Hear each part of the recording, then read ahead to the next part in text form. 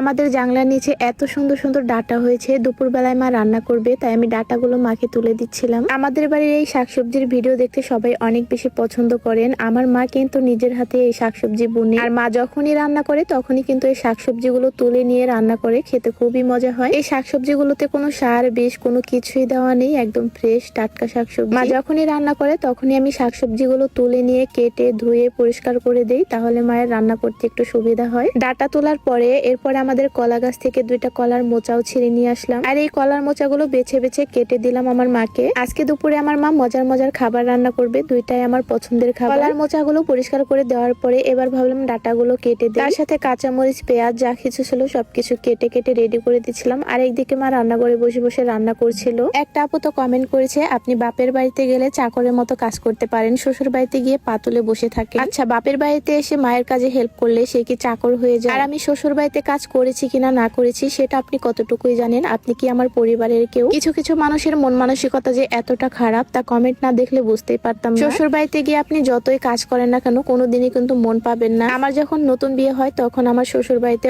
অনেক ধান বুনি ছিল, তখন ধান সিদ্ধ করা, ধান ওড়ানো, ধান শুকানো সবকিছু কিন্তু আমি নিজেই করেছি। যদিও তখন ভিডিও করিনি তাই আপনারা দেখতেও পাননি, আর এখন ভিডিও করি বলে আপনারা দেখতে পান। যাই হোক, বাকি কথা কিছুক্ষণ পরে বলছি। যাদের মুখের তুলনায় হাত পা অনেক বেশি কালো, কোনো কিছু ইউজ করে ভালো রেজাল্টও পাচ্ছেন না, তারা এই কিমকট থাই বডি ক্রিমটি ইউজ করতে পারে। স্কিনের ছোপ ছোপ কালো দাগ দূর করবে, স্কিনের রোদে পড়া সানবার্ন দূর করবে, স্কিনকে আগের থেকে অনেক বেশি ফর্সা করে তুলবে। আর এই অরিজিনাল প্রোডাক্টটি পেয়ে যাবেন আপনারা অনলাইন বিউটি শপ পেজে। ক্যাপশনে পেজ লিংকটা মেনশন করে দেবো, সাথে আমি এখানে তাদের হোয়াটসঅ্যাপ নাম্বারটাও দিয়ে দিচ্ছি। তাদের পেজে এখন বাই 1 গেট 1 ফ্রি অফার চলছে, মানে একটা বডি ক্রিম কিনলে আরো একটা বডি ক্রিম একদমই ফ্রিতে পেয়ে যাচ্ছে। যারা যারা অফারটি মিস করতে না চাচ্ছেন তারা অবশ্যই নিয়ে নিবেন। আর যারা যারা আমার ভিডিও দেখে অর্ডার করবে তাদের জন্য গোল্ডের নোসপিন গিফট করা হবে। জানুয়ারির 1 তারিখে 3 জন লাকি উইনারকে এই নোসপিনটা গিফট করা হবে। যাই হোক, আপনারা যারা সামান্য 3 মিনিটের ভিডিও দেখে একজনের পুরো লাইফটা বিচার করতে যাবেন না। এই ভিডিও করার পিছনেও কিন্তু আমাদের সংসারে অনেক কাজ থাকে। এই যে বাচ্চা কাচ্চা খাওয়ানো, বাচ্চাকে গোসল করানো, ঘুম পাড়ানো, বাচ্চাকে লালন পালন করা, এগুলোও তো একটা কাজ। আর তাছাড়াও আমার বাবার বাড়িতে কিন্তু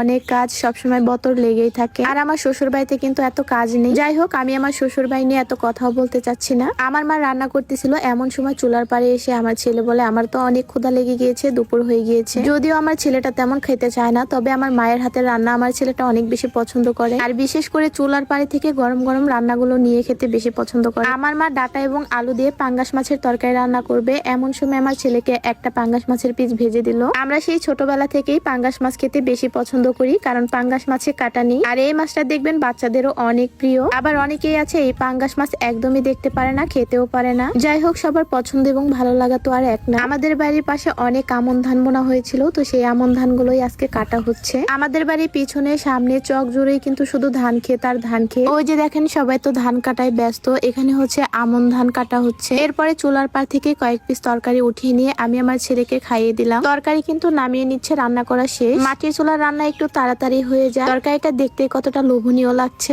এরপরে আমার মা ভাজি করবে কলার মোচা। এই মোচাগুলো অনেকেই হচ্ছে সিদ্ধ করে ভাপিয়ে নিয়ে পানিগুলো ফেলে দিয়ে এরপরে ভাজে। আমার মা কিন্তু আলাদা করে সিদ্ধ করেনি, সরাসরি ভাজি করে নিয়েছে, আর এই ভাজিটা আমার কাছে খুবই মজা লাগে খেতে। এই তো কলার মোচা ভাজিটাও শেষ হয়ে গিয়েছে। এবার আমরা সবাই মিলে একসাথে বসে দুপুরের খাবার খাবো। বাড়িতে যত কাজই থাক না কেন আমার মা কিন্তু সবসময় টাইম মতোই রান্না করবে, আর টাইম মতোই খাবার খাবে, সবাইকে রান্না করে খাওয়াবে। আজকে দুপুরে আমরা এই 2 আইটেমই দিয়ে খেলাম, কলার মোচা ভাজা এবং পাঙ্গাস মাছের তরকারি। দুইটাই আমার পছন্দের খাবার, আর আমার মায়ের হাতের তরকারি তো সবসময় আমার কাছে অমৃতর মতো লাগে। দুপুর বেলায় পেট ভরে শান্তি মতো ভাত খেলাম। সবাই ভালো থাকবেন, সুস্থ থাকবেন। আজকে এ পর্যন্তই, আল্লাহ হাফেজ।